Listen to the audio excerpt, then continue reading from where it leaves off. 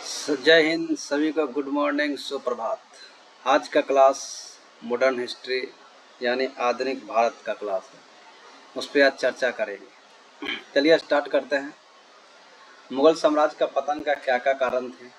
मुगल साम्राज्य का पतन की बात देखें, पतन का कारण तो अंग्रेज की नीतियाँ, औरंगजेब की नीतियाँ, औरंगजेब का निःशक्त उत्तराधिकारी, दरबार में गुटबंदी स्टार्ट हो गया था, मराठों का उत्थान हो गया था, नादिर शाह और अहमद शाह अब्दाली का आक्रमण के कारण क्या हुआ, मुगल साम्राज्य का पतन। यूरोपियों का आगमन हो गया और विशाल साम्राज्य के लिए स्थिर केंद्रीय प्रशासन का अभाव। तो इन कारणों से क्या हुआ, मुगल साम्राज्य का पतन स्टार्ट हो गया। उत्तरकालीन मुगल सम्राट की बात करते हैं। देखिए 1707 ईस्वी में औरंगजेब की मृत्यु हो गई थी। क्या कर औरंगजेब की मृत्यु 1707 में। उसके बाद उत्तराधिकारी के लिए क्या हुआ, उसके पुत्रों में युद्ध शुरू हो गया। उसके उत्तराधिकारी के लिए पुत्रों में युद्ध शुरू हुआ। उनके 3 पुत्र मोहम्मद मुअज्जम, आजम और कामबख्श। आजम, मोहम्मद और कामबख्श, जिसमें मोहम्मद मुअज्जम ने विजय प्राप्त किया और मोहम्मद मुअज्जम ने 1707 ईस्वी में जजाओं के स्थान पे आपका युद्ध हुआ था आजम के बीच, इसमें आजम को हराया। 1709 ईस्वी में हैदरा के समीप जब युद्ध हुआ उसमें कामबख्श को हराया। और 1707 ईस्वी में मोहम्मद मुअज्जम ने शाह आलम द्वितीय, शाह आलम प्रथम या बहादुर शाह प्रथम के नाम से यह सिंहासन पर बैठा था। अब बहादुर शाह प्रथम या शाह आलम प्रथम, इनका कार्यकाल 1707 से 1712 ईस्वी में रहा। इनका उपाधि शाह ए बेखबर, शाह ए बेखबर इनका उपाधि है। यह खफी खां के द्वारा दिया गया था। ये 63 वर्ष की आयु में सम्राट बने, इसलिए इन्होंने क्या किया, शांति प्रिय नीति अपनाई। 63 वर्ष की आयु में बने इसलिए शांति प्रिय नीति अपनाई। 1689 ईस्वी से मुगलों की कैद में रहे शिवाजी के जो पौत्र थे साहू जी, उनको मुक्त कर दिया और मराठों से मैत्रीपूर्ण संबंध स्थापित किए। सिख नेता बंदा बहादुर, इसी के शासनकाल में जो सिख नेता बंदा बहादुर था वह 1710 ईस्वी में सरहिंद को जीता। लेकिन फिर मुगलों ने क्या किया, 1711 ईस्वी में मुगलों ने पुनः सरहिंद को जीत लिया। और इसी के दरबार में 1711 ईस्वी में एक डच शिष्टमंडल आया था और उसके स्वागत में एक पुर्तगाली स्त्री ने महत्वपूर्ण भूमिका निभाई थी। उसका स्त्री जूलियाना, स्त्री कौन थी, जूलियाना, उसको उपाधि दिया गया, बीबी एवं फिदवा की उपाधि दिया गया। एक बार फिर से रिपीट कर लेते हैं। देखिए मुगल साम्राज्य का पतन का कारण क्या क्या थे, तो औरंगजेब की नीतियाँ, जिस नीति से औरंगजेब काम कर रहा था वो, औरंगजेब का निःशक्त उत्तराधिकारी, उसके बाद कोई उत्तराधिकारी नहीं मिला, दरबार में गुटबंदी स्टार्ट हो गया था, मराठों का उत्थान स्टार्ट हो गया था, और आपका नादिर शाह और अहमद शाह अब्दाली के आक्रमण के कारण और यूरोपियों का भी आगमन स्टार्ट हो गया था, और स्थिर केंद्रीय प्रशासन का अभाव। इन कारणों से क्या हुआ, आपका मुगल साम्राज्य का पतन स्टार्ट हो गया। अब उत्तरकालीन मुगल सम्राट में देखते हैं तो 1707 ईस्वी में औरंगजेब की मृत्यु के बाद उत्तराधिकारियों के लिए उनके पुत्रों में युद्ध हो गया। मोहम्मद मुअज्जम, आजम और कामबख्श, उनके 3 पुत्र थे। उसमें मोहम्मद मुअज्जम ने विजय प्राप्त करके, जिसमें 1707 ईस्वी में जजाओं के स्थान पर युद्ध है, इसलिए बोलते हैं इसको जजाओं का युद्ध। 1707 ईस्वी में जजाओं का युद्ध हुआ था मोहम्मद आजम के बीच। फिर 1709 ईस्वी में हैदराबाद सभी कामबख्श को हराया और 1707 ईस्वी में मोहम्मद आजम शाह आलम प्रथम या बहादुर शाह प्रथम के नाम से सिंहासन पर बैठा। इनका जब कार्यकाल देखा जाए 1707 से 1712 ईस्वी में इनको उपाधि शाह ए बेखबर, खफी खां के द्वारा दिया गया। खफी खां के शाह ए बेखबर किसको आता है, बहादुर शाह प्रथम को। 63 वर्ष की आयु में सम्राट बने ने शांति प्रिय नीति अपनाई, क्योंकि जब ज़्यादा ये बनेगा तो शांति प्रिय नीति आई। और मुगलों के 1689 ईस्वी से जो मुगलों के कैद में थे शिवाजी के पौत्र साहू जी, उसको मुक्त कर दिया और मराठों से क्या हुआ, मैत्रीपूर्ण संबंध स्थापित किए। 1707 ईस्वी में सरहिंद को सिख नेता बंदा बहादुर ने जीत लिया, लेकिन पुनः 1711 ईस्वी में मुगलों ने सरहिंद को जीत लिया। 1711 ईस्वी में डच शिष्टमंडल इनके दरबार में आया था। उनके स्वागत के लिए पुर्तगाली स्त्री जूलियाना, जिसको बीबी या फिदवा की उपाधि दिया गया। बहादुर शाह प्रथम के लिए sir Sydney Oval, Bahadur Shah प्रथम के लिए सर सिडनी ओवल ने कथन दिया था कि यह अंतिम मुगल सम्राट था जिसके विषय में कुछ अच्छे शब्द कहे जा सकते हैं। देखिए बहादुर शाह की जो मृत्यु हुआ 27 फरवरी 1712 ईस्वी में हो गई, और एक बार फिर क्या हुआ, एक बार फिर उत्तराधिकारी का प्रारंभ स्टार्ट हो गया। उत्तराधिकारी का युद्ध जो है प्रारंभ स्टार्ट हो गया। उत्तराधिकारी के युद्ध के लिए बहादुर शाह का जो शव है, देखिए 1 माह तक भी नहीं दफनाया गया, यह आपके उत्तराधिकारी को युद्ध के लेके। अब उत्तराधिकारी के युद्ध में उसके 4 पुत्र थे, जहादार शाह, अजीम उस शान, रफ़ी उस शान और जहान शाह। ये इनके 4 पुत्र थे और इनके बीच उत्तराधिकारी का युद्ध हुआ। देखिए उस समय ईरानी दल के नेता जुल्फिकार की मदद से जहांदार शाह सम्राट बना। कौन बना? जहांदार शाह सम्राट बना। इनके 4 पुत्र जहांदार शाह, अजीम उस शान, रफ़ी उस शान और जहान शाह। तो जहांदार शाह यहाँ का क्या बना? सम्राट बना। किसकी सहायता से? जुल्फिकार खां की सहायता से। अब जहांदार शाह की जब कार्यकाल के लिए बात देखते हैं तो 1712 से 13 यानी 1 वर्ष का इनका कार्यकाल था। अगर वास्तविक शासन देखें तो वास्तविक शासन प्रधानमंत्री यानी वजीर जो थे वह जुल्फिकार के हाथ में था, क्योंकि यही शासन पे बैठाया था। जहांदार शाह ने अमेर के राजा सवाई सीन को क्या किया? मालवा का सूबेदार नियुक्त किया और मिर्जा को उपाधि दी गई। अब एग्जाम में पूछ सकता है कि मिर्जा को उपाधि किसको दी गई? तो सवाई जय सिंह को। किसने दिया? जहांदार शाह ने। मरवाड़ के राजा जो अजीत सिंह थे, मरवाड़ के राजा अजीत सिंह थे, वो उसको गुजरात का सूबेदार बनाया गया और उसे महाराजा की उपाधि दी गई। महाराजा की उपाधि किसको दी गई? तो अजीत सिंह को। किसने दिया? जहांदार शाह ने। ठीक है। जहांदार शाह के समय जजिया कर को समाप्त कर दिया गया। लाल कोड़ी नामक वेश्या के से प्रेम था, यानी अगर बोला जाए एग्जाम में कि लाल कोड़ी नामक वेश्या से संबंधित कौन है, तो आपका जहांदार शाह। जहांदार शाह ने मराठों में को दक्कन और चौथ वसूल करने का अधिकार प्रदान किया। जो चौथ सरदेशमुखी वसूलते थे मराठे, उनको दक्कन में भी वसूलने का अधिकार दिया। और इसकी वसूली कौन करते थे? मुगल अधिकारी करते थे। और इतिहास में लंपट मूर्ख जो है जहांदार शाह को ही बोला जाता है, लंपट मूर्ख। अब फारुखसियर ने सैयद बंधुओं की सहायता से, फारुखसियर ने क्या किया? सैयद बंधुओं की सहायता से 11 फरवरी 1713 ईस्वी में सम्राट को पराजित कर मार डाला। और खफी खां ने इसके संबंध में क्या कहा? बोला नया शासन काल चरणों और गायकों, नर्तकों और नाट्य कर्मियों के समस्त वर्गों के लिए बहुत अनुकूल युग था। मतलब ये क्या था? जो जहांदार शाह का शासन काल था, ये गायकों, नर्तकों और नाट्य कर्मियों के लिए यह सबसे अच्छा समय था। एक बार जहांदार शाह की देख लेते हैं। उत्तराधिकारी का युद्ध हुआ। बहादुर शाह के 4 पुत्र जहांदार शाह, अजीम उस शान, रफ़ी उस शान और जहान शाह। जुल्फिकार खां की सहायता से जहांदार शाह सम्राट बना। इनका कार्यकाल देखा जाए 1712 से 13 ईस्वी। इनके प्रधानमंत्री जुल्फिकार की सहायता से ये सम्राट बना। और आमेर के राजा सवाई जय सिंह को कहाँ? मालवा का सूबेदार बनाया और मिर्जा को उपाधि दी। और मरवाड़ के राजा अजीत सिंह को गुजरात का सूबेदार बनाया, उसे महाराजा की उपाधि दी। अब इसमें जजिया कर को समाप्त कर दिया। लाल कुड़ी वेश्या से संबंधित है। मराठों को दक्कन में चौथ एवं सरदेश मुखी वसूलने का अधिकार दिया गया। जो वसूली कौन करते थे? मुगल अधिकारी। जहांदार शाह को लंपट मूर्ख भी कहा जाता है। फारुखसियर ने सैयद बंधुओं की सहायता से 11 फरवरी 1713 में सम्राट प्राग को मार डाला। और खफी खां ने कहा था कि इसका जो शासन काल है गायकों और नर्तकों के लिए क्या है? सबसे अनुकूल समय था। अब आते हैं फारुखसियर की बात करते हैं। तो फारुखसियर का कार्यकाल 1713 से 1719 तक रहा। इसमें मुगल दरबार में हिंदुस्तानी दल के नेता सैयद बंधु यानी सैयद बंधु की सहायता से फारुखसियर गद्दी पर बैठा था। और अब्दुल्ला खां, सैयद बंधु अब्दुल्ला खां और हुसैन अली की सहायता से सियासत में बैठा था। तो अब्दुल्ला खां को क्या बनाया? वजीर बनाया। अब्दुल्ला खां को वजीर और हुसैन अली को क्या किया? मीर बख्शी नियुक्त किया। फारुखसियर द्वारा अब्दुल्ला खां को उपाधि दी गई थी।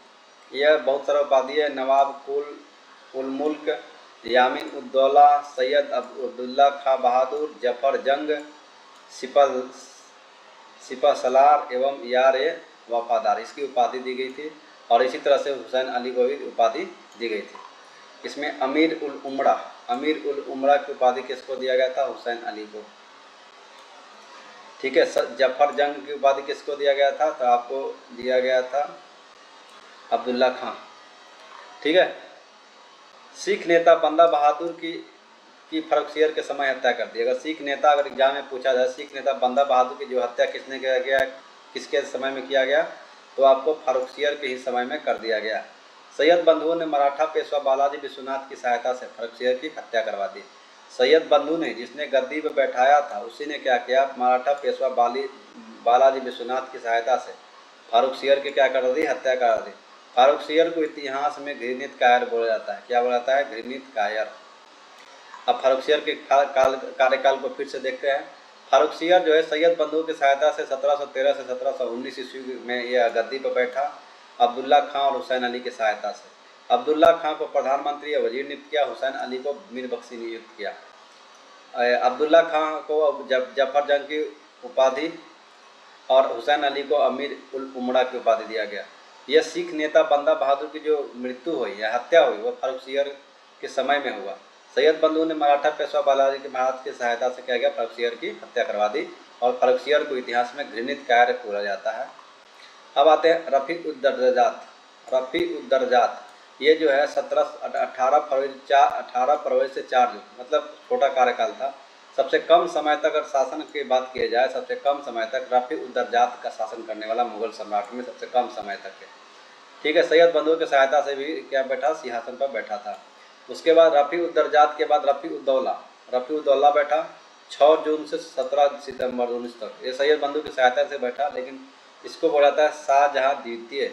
इसको बोला जाता है शाहजहाँ द्वितीय की उपाधि कौन लिया था? रफ़ी उद्दौला।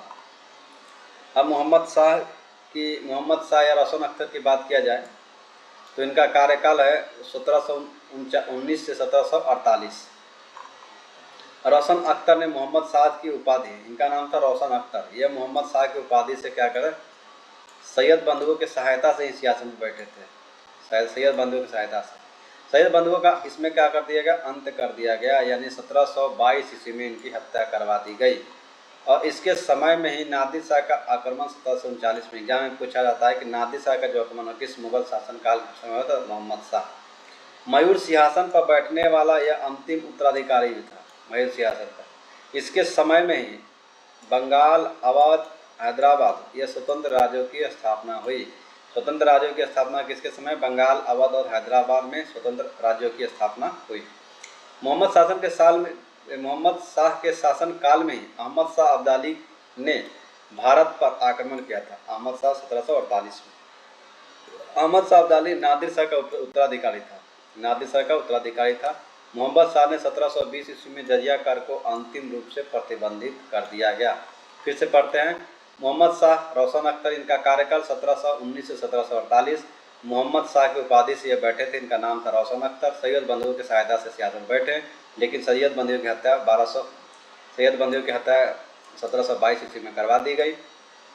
इसके समय में नादिर शाह का क्या हुआ? आक्रमण 1739 में हुआ था। यह मयूर सिंहासन पर बैठने वाला क्या था? अंतिम शासक था।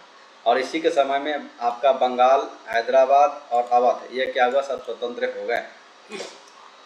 अब आते हैं अहमद शाह अब्दाली का भी आक्रमण 1748 ईस्वी में हुआ। आक्रमण इसी के शासनकाल में हुआ। अहमद शाह अब्दाली का आक्रमण जो किसका था? नादिर शाह का उत्तराधिकारी था। और 1720 ईस्वी में इसमें जजिया कर को पूर्णतः रूप से प्रतिबंधित कर दिया गया। अब नादिर शाह के आक्रमण की बात कर लेते हैं। तो नादिर शाह का आक्रमण 1739 ईस्वी मोहम्मद शाह, रोशन शाह अख्तर के समय में हुआ था। इसको ईरान का नेपोलियन बोला जाता है। यह फारस का शासक था। कहाँ का था? फारस का शासक। नादिर शाह तहमस्प की मृत्यु के बाद इसने 1736 में फारस का शासक बना था। नादिर शाह 11 जून 1738 ईस्वी में गजनी में प्रवेश किया था और काबुल के शासक नादिर खां ने बिना प्रतिरोध अधीनता स्वीकार कर ली। काबुल के जो शासक था कौन?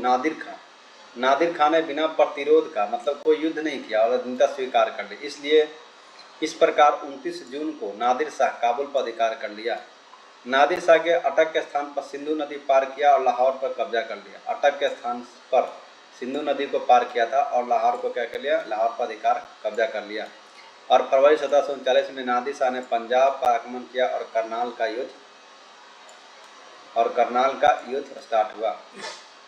करनाल का युद्ध जो है नादिर शाह के रोकने के लिए निजाम मुल्क, कामरुद्दीन खान दौरान और शहादत खां ये 3 व्यक्ति थे। निजाम मुल्क, कामरुद्दीन खान दौरान और शहादत खां के साथ पंजाब की ओर आगे बढ़ा। मुगल सेना ने ना तो युद्ध के लिए तैयार थी, ना ही कोई रणनीति थी। इस कारण से युद्ध में मात्र 3 घंटे का युद्ध चला। 3 घंटे का, कितने घंटे का? 3 घंटे का युद्ध चला। इसमें खान दौरान युद्ध में मारा गया और शहादत खां को बंदी बना लिया गया। निजाम मुल्क ने शांति दूत को भूमिका निभाते हुए नादिर शाह को 50 लाख रुपये का देने का तय किया गया। कितना? नादिर शाह ने 50 लाख आपको निजामुल मुल्क देने की, निजामुल मुल्क बोला कि आपको 50 लाख दिया जाएगा। सादत खान के स्थान पर निजामुल मुल्क को मीर बख्शी बनाए जाने का सादत खान ने नादिर शाह से जा मिला और उसे दिल्ली पर आक्रमण करने का अधिकार दिया। किसने दिया? शहादत खान। देखिए, शहादत खान के स्थान पर निजामुल मुल्क को मीर बख्शी बनाए जाने के कारण, जैसे अब यहाँ पर 50 लाख देने का तय हुआ तो निजामुल मुल्क को क्या बनाया जाएगा? मीर बख्शी। तो शहादत खान नादिर से जा मिला और शहादत खान ने उसे उस दिल्ली पर आक्रमण के लिए वो प्रलोभन दिया और 20 मार्च 1739 ईस्वी में दिल्ली पर यह पहुंचा था नादिर शाह। तो कहानी ये था। उसके बाद जब दिल्ली पर पहुंचा तो 20 मार्च 1739 पे दिल्ली पहुंचा तो उसका अपना खुतबा पढ़ाया और नए नाम के सिक्के भी जारी किए और दिल्ली में अफवाह फैल गई थी कि नादिर शाह की मृत्यु हो गई है। इस वजह से नादिर शाह के 7 सैनिक मार दिए गए थे। इससे क्रोधित होकर नादिर शाह ने कत्ल मियाद का हुक्म दे दिया और 30,000 व्यक्तिगत हताहत हुए। मोहम्मद शाह की प्रार्थना पर नादिर शाह ने यह आज्ञा वापस ले ली थी। नादिर शाह की वापसी, दिल्ली के वापसी समय नादिर शाह अपने साथ 30 करोड़ रुपया, 30 करोड़ नगद ले गया। सोना चांदी हीरे जवाहरात ले गए। इसके अतिरिक्त 100 हाथी ले गए, 7,000 घोड़े, 100 हिजरे, 10,000 ऊँट, 130 लेखापाल, 200 लोहार, 100 पत्थर तराशा और 200 बढ़ई लेके यहाँ से गया था। नादिर शाह शाहजहाँ का बनवाया तख्ते ताउस, जो शाह, इसको किसने बनाया था? शाहजहाँ ने बनाया था। इसको यानी इसको बोलते हैं मयूर सिंहासन। इसको भी अपने साथ में एवं कोहिनूर हीरा भी अपने साथ में ले गया। मुगल सम्राट ने अपनी पुत्री का विवाह नादिर शाह के पुत्र नसीरुल्लाह मिर्जा से कर दिया। कश्मीर तथा सिंध नदी के पश्चिम प्रदेश नादिर शाह को मिल गए। नादिर शाह ने मोहम्मद साहब को पुनः मुगल साम्राज्य का घोषित कर दिया गया और खुतबा पढ़ाने, सिक्के चलाने का अधिकार लौटा दिया गया। तो नादिर शाह का ये कहानी था। फिर से एक बार पढ़ लेते हैं नादिर शाह के बारे में। देखिए, मोहम्मद शाह रोशन अख्तर 1739 से 1748 में जितनी भी घटनाएं नादिर शाह की हुई वह मोहम्मद शाह के समय में हुआ था और यह सैयद बंधुओं की सहायता से बैठा था। सैयद बंधुओं को 1922 में हत्या करवा दिया और नादिर शाह का आक्रमण 1939 में हो गया और इसी के शासनकाल में बंगाल, अवध और हैदराबाद स्वतंत्र राज्यों की स्थापना हुई। अहमद शाह अब्दाली ने भारत पर 1748 में जो नादिर शाह का उत्तराधिकारी था और 1720 ईस्वी में जजिया कर को अंतिम रूप से प्रतिबंधित कर दिया था। अब नादिर शाह के आक्रमण की बात फिर से एक बार देख लेते थे। ईरान का नेपोलियन इसको बोला था नादिर शाह, या फारस का शासक था। यह था मस्बाह की मृत्यु के बाद यह फारस का शासक बना था। इसने 38 में गजनी में प्रवेश किया और काबुल के शासक जो है आपका नादिर खान ने बिना प्रतिरोध किया अपना अधीनता स्वीकार कर लिया गया था और यह 29 जून को काबुल पर अधिकार कर लिया गया। यह सिंधु नदी को पार करके लाहौर पहुंचा था और फिर आपको 39 में पंजाब पर आक्रमण किया और करनाल का युद्ध हुआ। करनाल के युद्ध में क्या हुआ कि मुगल सम्राट की तरफ से आपका निजामुल मुल्क, कामरुद्दीन और शहादत खान, ये 3 व्यक्ति थे, पंजाब की ओर बढ़े और युद्ध के लिए, लेकिन ये मुगल सेना था युद्ध के लिए तैयार नहीं थी, नहीं तो कोई रणनीति थी। यह मात्र 3 घंटे का युद्ध चला। इसमें खान दौरान की जो मृत्यु, खान दौरान जो था आपका यानी कामरुद्दीन की मृत्यु हो गई और शहादत खान को बंदी बना लिया गया। निजाम मुल्क ने शांति दूत का भूमिका निभाते हुए उसको 50 लाख रुपए देने को तय किया। सादत खान के स्थान पर निजाम मुल्क क्या किया? मीर बख्शी बनाए जाने के कारण सादत खान ने नादिर शाह को बोला कि जाओ दिल्ली पर आक्रमण करो और 20 मार्च 1739 दिल्ली पर आक्रमण करोगे तो क्या होगा? 30 लाख से आपको 50 लाख से ज़्यादा पैसे मिलेंगे। इसकी बात सुनकर 20 मार्च 1739 नादिर शाह दिल्ली पहुंचा। दिल्ली में प्रवेश करते ही मैं पहले क्या किया? अपना दिल्ली पर अपना खुतबा पढ़वाया, अपने नाम के सिक्के जारी किए। लेकिन किसी कारणवश से दिल्ली में अफवाह फैल गई कि नादिर शाह की मृत्यु हो गई है। इसकी वजह से नादिर शाह के 700 सैनिक मार दिए गए। लेकिन इससे क्रोधित होकर नादिर शाह ने, जिसमें 30,000 व्यक्तियों को हताहत या हत्या कर दी, जिससे मोहम्मद शाह के प्रार्थना पर वापस ले लिया गया। नादिर शाह की वापसी के बाद बोलते हैं कि क्या क्या लेके गया? 30 करोड़ रुपये नगद ले गया, सोना चांदी हीरे जवाहरात ले गए। इसके हाथी, घोड़े, हिजरे, ऊँट, लेखापाल, लोहार, पत्थर तराशा और 200 बढ़ई ले गए। नादिर शाहजहाँ तख्ते ताउस को भी ले गया। यही एग्जाम में पूछा था कि तख्ते ताउस सिंहासन पर बैठने वाला अंतिम शासन कौन था? तो मोहम्मद शाह। मुगल शाह के पुत्री का भी विवाह नसीरुल्लाह मिर्जा से कर दिया गया। कश्मीर और सिंधी पश्चिमी नादिर शाह को मिल गए और उसके बाद नादिर शाह ने पुनः मोहम्मद शाह को बोला आप शासन करो। नेक्स्ट होता है उसके बाद आपका 1748 या 1754 ये शासन का मोहम्मद शाह का पुत्र उद्धम बाई की नर्तकी से गर्भ से जन्म हुआ था सम्राट अहमद शाह अब्दाली ने सम्राट अहमद शाह के समय में ही अहमद शाह अब्दाली ने क्या किया? भारत पर आक्रमण किया था। इसने इसने अपने प्रिय हिजरों के सरदार जामिद खां और जावेद खां को नवाब बहादुर की उपाधि प्रदान की थी। अहमद अब्दाली ने अहमद शाह के ये 7 बार कुल आक्रमण किया। एग्जाम में पूछा जाता है कि अहमद शाह अब्दाली का आक्रमण किसके शासनकाल में हुआ था? अहमद शाह के शासनकाल में हुआ था। कितनी बार हुआ था? 7 बार हुआ था। उसके बाद 1754 से 1758 तक बता आलमगीर द्वितीय। आलमगीर द्वितीय का नाम अजमुद्दीन था। यह अपने वजीर इमादुल मुल्क को कठपुतली का शासक था। यह क्या वो अपने वजीर का कठपुतली का शासक था। 1757 में दिल्ली में वापस लौटे से अहमद अब्दाली ने आलमगीर द्वितीय को अहमद शाह अब्दाली ने आलमगीर द्वितीय को सम्राट बनाया था। जैसे 1757 ईस्वी में दिल्ली से वापस अहमद शाह अब्दाली लौटा था तो आलमगीर द्वितीय को सम्राट बनाया था। अहमद शाह अब्दाली के भारत पर आगमन की बात करते हैं कि 1747 में नादिर शाह की हत्या की जाने के बाद अहमद शाह अब्दाली कंधार का शासक बना। अहमद शाह अब्दाली ने शीघ्र ही काबुल को जीत लिया और आधुनिक अफगान की न्यू दिल्ली। भारत पर ने कुल 7 बार आक्रमण किया। अहमद शाह अब्दाली का पहला आक्रमण पंजाब के खिलाफ था जो असफल था। 1749 में पुनः आक्रमण किया पंजाब पे और आपका गवर्नर मोइनुल मुल्क को परास्त कर कौन था उस समय? पंजाब का गवर्नर मोइनुल मुल्क को परास्त कर अधिकार कर लिया गया। 1752 में आपका तीसरा आक्रमण पंजाब पे हुआ जब सम्राट ने अब्दाली को पंजाब और सिंध को प्रदेश दे दिया। 1757 में दिल्ली में प्रवेश किया था। 1757 में दिल्ली में प्रवेश किया और मथुरा आगरा में लूटपाट की और वापस समेत आली द्वितीय को सम्राट इमादुल मुल्क को वजीर और रोहेला सरदार नजीमुद्दौला को मीर बख्शी और अपना मुख्य एजेंट बनाया था। 14 जनवरी 1761 में अहमद शाह अब्दाली मराठों के बीच पानीपत का युद्ध हुआ। अहमद शाह अब्दाली और मराठों के बीच पानीपत का युद्ध 1761 में तीसरा युद्ध हुआ जिसमें मराठों की हार हुई। पानीपत के युद्ध के बाद अहमद शाह अब्दाली ने दिल्ली छोड़ने से पहले पुनः शाह आलम को अपना सम्राट और इमादुल मुल्क को वजीर और नजीमुद्दौला को मीर बख्शी नियुक्त करके चला गया। पानीपत के तीसरे युद्ध के समय मुगल सम्राट शाह आलम द्वितीय थे। शाह आलम द्वितीय एक बार फिर से देखते हैं। शाह आलम द्वितीय आलमगीर द्वितीय अजीमुद्दीन इनका नाम था। यह इनके वजीर इमादुल मुल्क का कठपुतली था।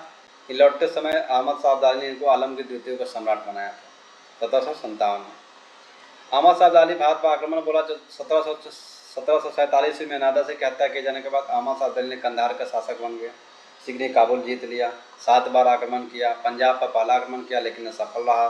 पुनः पंजाब पर आक्रमण किया और उसको अपने कब्जे में ले लिया। तीसरा आक्रमण पंजाब किया और आपको सिंध को प्रदेश मिल गया। 1757 में अब्दाली ने दिल्ली में प्रवेश किया, मथुरा और आगरा में लूटपाट की और 1761 ईस्वी में आपका मराठा का तीसरा पानीपत का तीसरा युद्ध हुआ। 1761 में मोहम्मद शाह अब्दाली और मराठों के बीच मराठों की हार हुई थी और अपने दिल्ली छोड़ने का निर्णय ले गया और शाह आलम को सम्राट बना दिया। इमादुल मुल्क को वजीर और नजीमुद्दौला को नजीबुद्दौला को आपको मीर बख्शी। पानीपत के तीसरे युद्ध के बाद मुगल शाह आलम द्वितीय था। शाह आलम द्वितीय 1759 से 1806 ईस्वी के बाद किया जाए तो इनका शाह आलम द्वितीय। शाह आलम द्वितीय मुगल सम्राट बना। इसमें आलमगीर द्वितीय की हत्या के बाद यह शाह आलम द्वितीय क्या है? मुगल सम्राट बना। इनका शाह आलम द्वितीय का नाम था अली गौहर। क्या नाम था? अली गौहर। पानीपत का तीसरा युद्ध इन्हीं के शासनकाल में हुआ 1761 ईस्वी में। जो बक्सर का युद्ध 1764 इन्हीं के काल में हुआ। बंगाल के नवाब मीर कासिम ने बक्सर के युद्ध में शाह आलम द्वितीय को साथ दिया था। बक्सर के युद्ध बाद अंग्रेजों ने शाह आलम को पेंशन बना दिया। बक्सर युद्ध के बाद क्या गया? अंग्रेजों से हार जाने के बाद शाह आलम द्वितीय को पेंशन भोगी बना दिया गया। 1722 ईस्वी में मराठा संरक्षण में शाह आलम द्वितीय को पुनः सिंहासन बैठाया गया। 1772 में देखिए 1764 में क्या हुआ? बक्सर के युद्ध हुआ। बक्सर युद्ध में क्या किया? अंग्रेजों ने इसको पेंशन भोगी बना। लेकिन 1772 में मराठों ने युद्ध जीत करके अंग्रेजों को हराया और फिर क्या किया? 1772 में शाह आलम द्वितीय को पुनः सिंहासन पर बैठाया। 30 जुलाई 1788 की बात है। गुलाम कादिर ने शाह आलम को सिंहासन से उतार कर किसने? शाह आलम की आंखें निकलवाकर अंधा कर दिया गया। 1788 में महादजी सिंधिया ने पुनः सम्राट की ओर से अधिकार कर लिया और 1803 ईस्वी में अंग्रेज सेनापति लेक ने दौलत राव सिंधिया को पराजित करके शाह आलम द्वितीय को अंग्रेजों का संरक्षण स्वीकार कर लिया। इस प्रकार 1803 ईस्वी में दिल्ली पर अंग्रेजों का अधिकार हो गया और मुगल सम्राट अब पेंशन भुगता बन गया। शाह आलम अंधे शासक के रूप में राज्य किया था। फिर से एक बात बताएं, शाह आलम द्वितीय का जो शासनकाल है 1759 से 1806। शाह आलम द्वितीय में क्या हुआ कि आपका मुग़ल सम्राट जो है शाह आलमगीर द्वितीय के बाद बना था, आपका आलमगीर द्वितीय के बाद बना शाह आलम द्वितीय। ये इनका बचपन का नाम या द्वितीय नाम अली गौहर था। ये पानीपत का युद्ध इनके काल में हुआ था, बक्सर का युद्ध इन्हीं के काल में हुआ था 1764 ईस्वी में। बक्सर के युद्ध के बाद अंग्रेजों ने क्या किया, इनको पेंशन भोगी बना दिया, लेकिन 1772 ईस्वी में मराठा शासक शाह आलम को पुनः सिंहासन में बैठाया और 1788 में गुलाम कादिर ने शाह आलम को सिंहासन से उतारकर उसकी आंखें क्या करें निकलवा दी गई, अंधा कर दिया गया। लेकिन 1788 ईस्वी में अक्टूबर में, अगस्त में आंखें निकलवाया गया और अक्टूबर में फिर क्या गया, महादजी सिंधिया के द्वारा पुनः उनको सम्राट बैठाया गया। लेकिन 1803 ईस्वी में अंग्रेजों ने सेनापति लेक ने क्या किया, दौलत सिंधिया को पराजित कर दिया और उसको अंग्रेजों का संरक्षण स्वीकार कर लिया। उसके बाद 1803 ईस्वी में दिल्ली पर अंग्रेजों का अधिकार हो गया और मुगल सम्राट अब पेंशन भुगता बन गए और शाह आलम ऐसे व्यक्ति थे जो अंधे शासन के रूप में कार्य किया था। अकबर शाह द्वितीय की बात करते हैं तो अकबर शाह द्वितीय का शासनकाल 1806 से 1837 था। इनका पुत्र था अकबर शाह द्वितीय। अंग्रेजों के संरक्षण में ही गद्दी पर बैठा गया। एग्जाम में पूछा जाए कि अंग्रेजों के संरक्षण में बैठने वाला प्रथम अधिकारी कौन था, अकबर शाह द्वितीय। यह प्रथम शासक था। अंग्रेजों की पेंशन पर शासन करने वाला था अकबर शाह द्वितीय। अकबर द्वितीय ने राजा राम मोहन राय को राजा की उपाधि दान की थी और उन्हें इनको पेंशन भी छीन लिया गया था, इसलिए उनको लागू करने के लिए पेंशन हेतु ब्रिटेन भेजा गया था और ये ब्रिटेन में ही राजा राम मोहन राय की मृत्यु हो गई थी। और इसके शासनकाल में मुगलों के सिक्के बंद हो गए थे। इसी के शासनकाल में जो मुगल के सिक्के चलते थे वो बंद हो गए और 1737 ईस्वी में अकबर शाह की मृत्यु हो गई। अब आते हैं बहादुर शाह द्वितीय, इनका जफर। अगर बोला 1837 से 1857 के कार्यकाल देखा जाए तो इनका बहादुर शाह अंतिम मुगल सम्राट था। अंतिम मुगल सम्राट। इनका उपनाम था यह जफर के नाम से कविता और शायरी लिखा करते थे। अंग्रेजों का यह पेंशन पर शासन किया, अंग्रेजों के पेंशन पर शासन करते थे। 1857 के क्रांतिकारियों ने मोहम्मद शाह को अपना सम्राट बनाया, घोषित कर दिया गया और क्रांतिकारियों के सहायता से अंग्रेजों को मोहम्मद शाह ने निर्वासित करके रंगून भेज दिया गया। देखिए ये क्या किया, 1857 में क्रांतिकारियों ने फिर से इनको सम्राट घोषित कर दिया, लेकिन क्रांतिकारी सहायता करने के कारण अंग्रेज ने मोहम्मद शाह को निर्वासित कर उसको फिर रंगून भेज दिया गया और रंगून में ही क्या गया, बहादुर शाह की मृत्यु हो गई थी। इनका एक कविता था, ना किसी के आँख का नूर हूँ, ना किसी दिल का करार हूँ, जो किसी के काम ना सका वो मैं बुझता हुआ चिराग हूँ। यह इनका क्या था, प्रसिद्ध कविता था। और 1862 ईस्वी में मृत्यु हो गई इनकी और 1 नवंबर 1858 को महारानी विक्टोरिया घोषणा पत्र के द्वारा कानूनी रूप से मुगल साम्राज्य का अंत कर दिया गया। कब, 1 नवंबर 1858 की। एक बार फिर से बहादुर शाह अंतिम 1837 से 1857 अंतिम मुगल सम्राट। कविता और शायरी लिखते थे जफर के नाम से। अंग्रेजों को पेंशन पूरी तरह से पेंशन पे शासन किए। 1800 क्रांतिकारियों ने इनको फिर सम्राट बना दिया गया, लेकिन क्रांतिकारियों को हराने के बाद अंग्रेजों ने फिर उन्हें क्या किया, निर्वासित कर रंगून भेज दिया गया और इनका रंगून में इनका क्या हुआ, देहांत हो गया था। ये कविता लिखे थे, ना किसी की आँख का नूर हूँ, ना किसी दिल के करार हूँ, जो किसी काम के ना सका वो बुझता हुआ मैं चिराग हूँ। ये कविता लिखे थे और 1862 ईस्वी में इनकी मृत्यु हो गई और 1 नवंबर 1858 को महारानी विक्टोरिया के घोषणा पत्र द्वारा कानूनी रूप से मुगल साम्राज्य का अंत हो गया। तो इस तरह से आधुनिक भारत हम लोग क्या कर लिए, एक नज़र में हम लोग देख लिए।